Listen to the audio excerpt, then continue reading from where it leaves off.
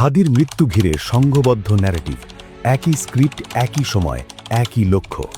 শরীফ ওসমান হাদির হত্যাকাণ্ডের পর সামাজিক যোগাযোগ মাধ্যমে হঠাৎ করে এক অস্বাভাবিক দৃশ্য চোখে পড়ে। একই ধরনের দীর্ঘ লেখা, একই ভাষা, একই কাঠামো একযোগে ছড়িয়ে পড়ে একাধিক ফেসবুক পেজ ও ব্যক্তিগত প্রোফাইল থেকে। প্রথম দেখায় এগুলো আলাদা মতামত মনে হলেও অনুসন্ধানে ধরা পড়ে ভিন্ন চিত্র। এটি কোনো বিচ্ছিন্ন প্রতিক্রিয়া নয়, এটি একটি সমন্বিত পরিকল্পিত ন্যারেটিভ। একই লেখা, বহু page. The Red July team, বাঁশের কেল্লা, Millions Hearts, Tamim Reza, Ahmed Rafiq Barki, Let's Change Bangladesh, কাট্টাল। এই পেজ ও প্রোফাইলগুলোতে প্রকাশিত লেখাগুলো প্রায় হুবহু এক। শব্দচয়ন একই, অনুচ্ছেদ বিন্যাস একই, সময়রেখাও একই। কোথাও বলা হচ্ছে 20 থেকে 25 দিনের নজরদারি, কোথাও বলা হচ্ছে 10 থেকে 12 মিনিটের যাতায়াত। এমনকি উদাহরণগুলোও এক, প্রকাশের সময়ও কাছাকাছি। মিডিয়া বিশ্লেষকদের ভাষায় এটি কোঅর্ডিনেটেড ডিসইনফরমেশন ডিস্ট্রিবিউশনের পরিচিত প্যাটার্ন। এই লেখাগুলোতে ধাপে ধাপে তোলা হয়েছে গুরুতর অভিযোগ: নজরদারি, ফাইনাল সিগন্যাল, শুটারের জামিন, লুক বদল, হত্যাকাণ্ড, এমনকি বিচার প্রক্রিয়া প্রভাবিত করার অভিযোগও। কিন্তু প্রশ্ন একটাই, প্রমাণ কোথায়? কোথাও আদালতের নথি নেই, কোনো মামলার আদেশ নেই, কল ডিটেল নেই, সিসিটিভি ফুটেজ নেই, স্বাধীন সূত্রের উল্লেখ নেই। বারবার ঘুরে ফিরে আসে একটি বাক্য, আমাদের সোর্সদের মতে। কিন্তু সেই সোর্স কারা, তারা কোথায়, কিভাবে যাচাই করা হলো, সে প্রশ্নের কোনো উত্তর নেই। এই ন্যারেটিভকে শক্ত করতে ঘুরছে দ্য হিন্দু পত্রিকার কিছু স্ক্রিনশট। দাবি করা হচ্ছে পত্রিকাটি ভিতরের তথ্য পেয়েছিল এবং পরে সেই প্রতিবেদন ডিলিট করে দিয়েছে।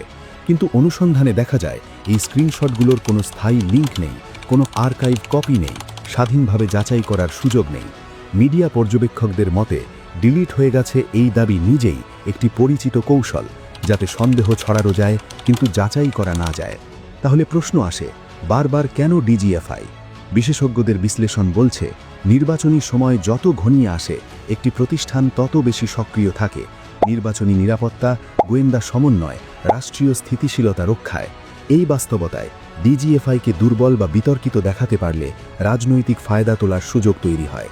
তাই অভিযোগ উঠছে একটি সংঘবদ্ধ গোষ্ঠী পরিকল্পিতভাবে এই সংস্থার নাম টেনে এনে জনমতকে বিভ্রান্ত করার চেষ্টা করছে। এখানে লক্ষ্য কোনো ব্যক্তি নয়, লক্ষ্য একটি প্রতিষ্ঠান, যাতে আস্থার জায়গায় ফাটল ধরে। সবচেয়ে গুরুত্বপূর্ণ বিষয় কি নেই?